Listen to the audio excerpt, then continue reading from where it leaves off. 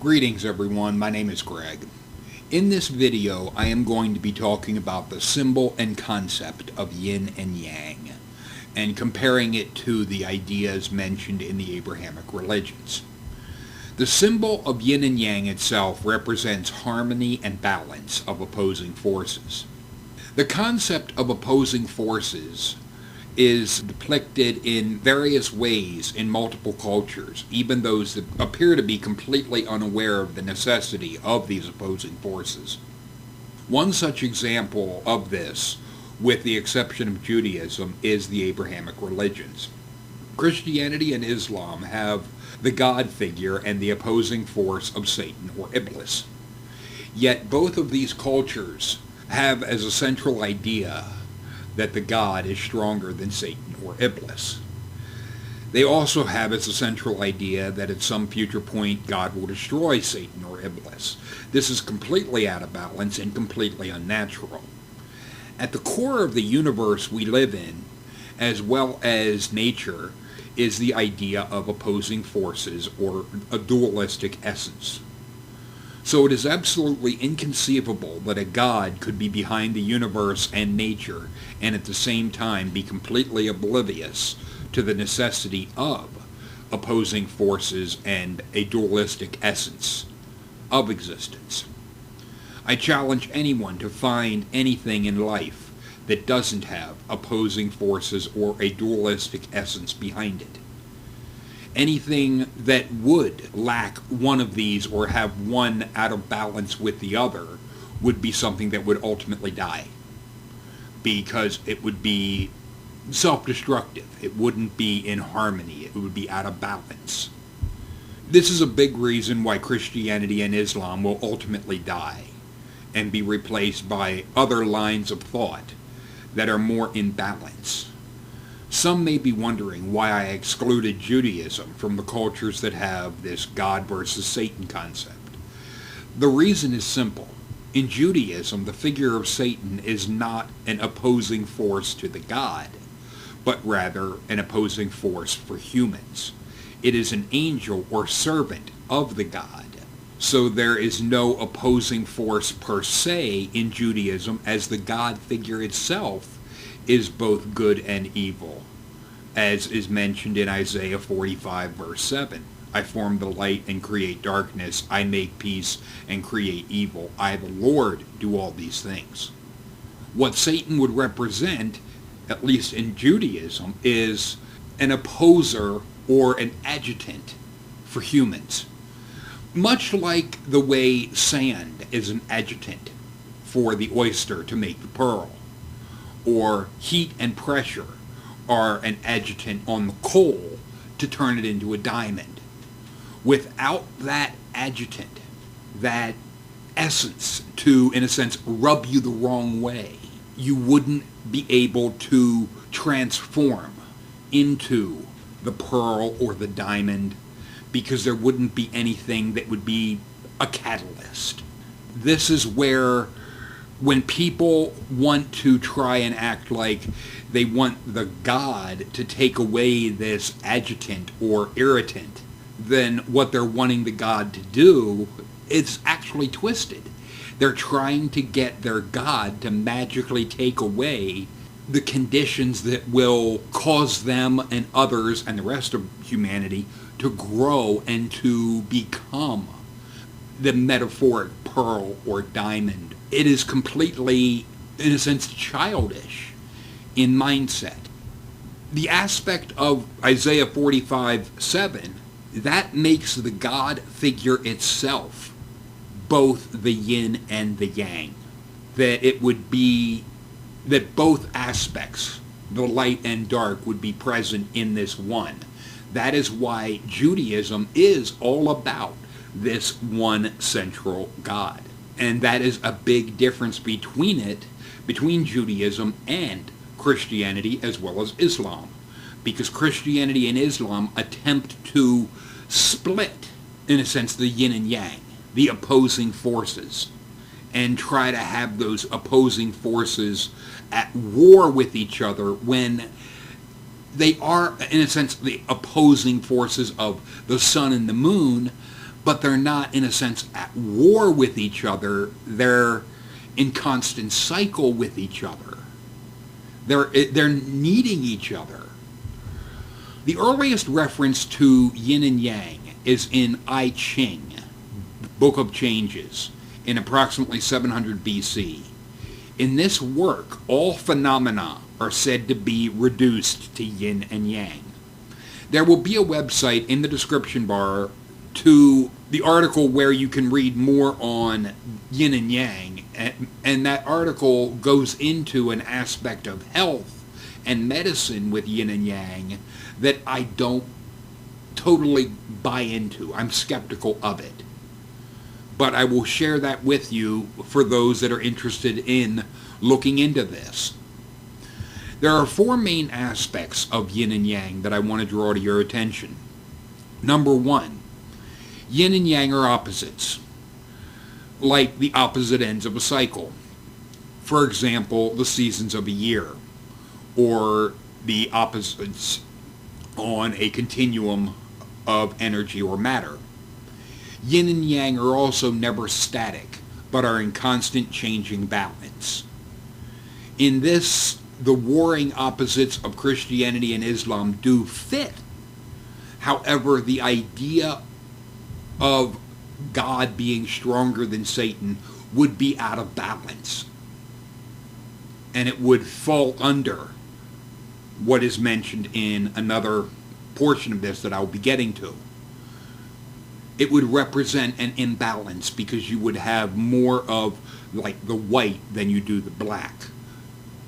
But like I said, I will be getting to that. Number two is interdependent. One cannot exist without the other.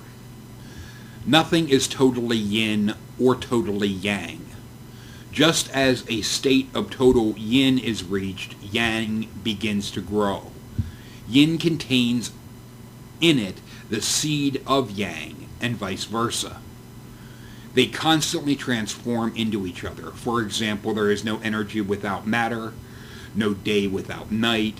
The classics state, yin creates yang, and yang activates yin.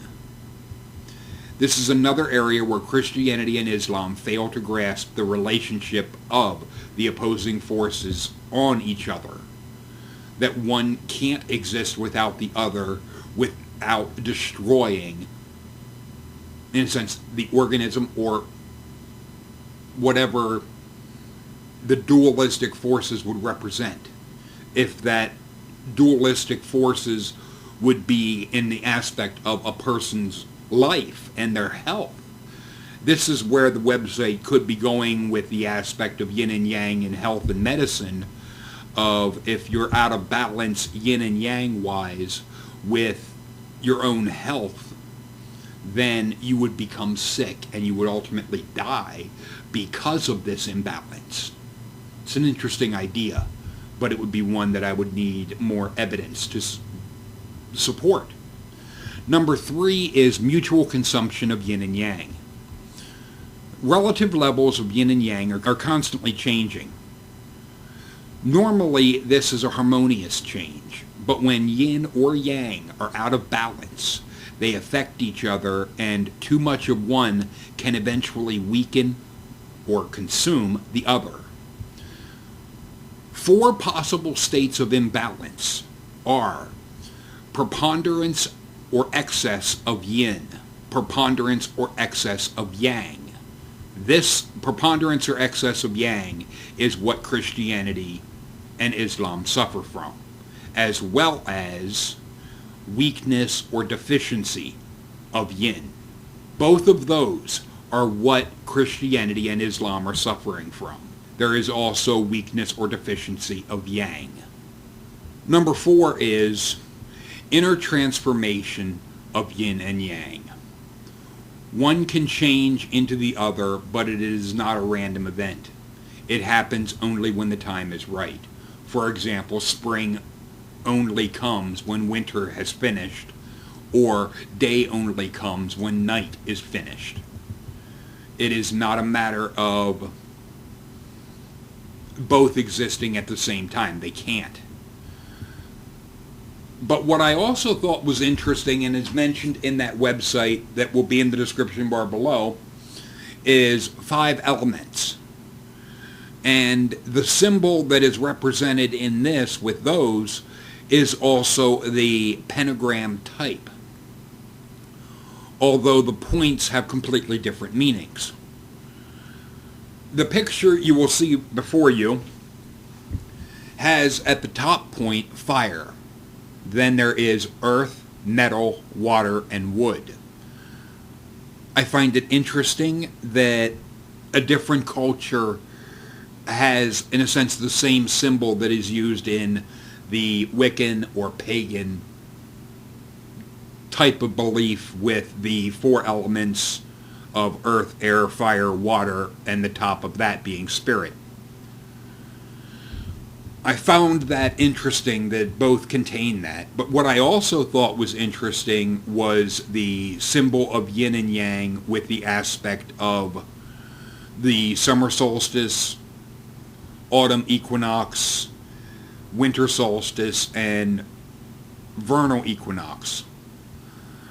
That the aspects with the earth and the year, the yin and yang, are also comprised in that.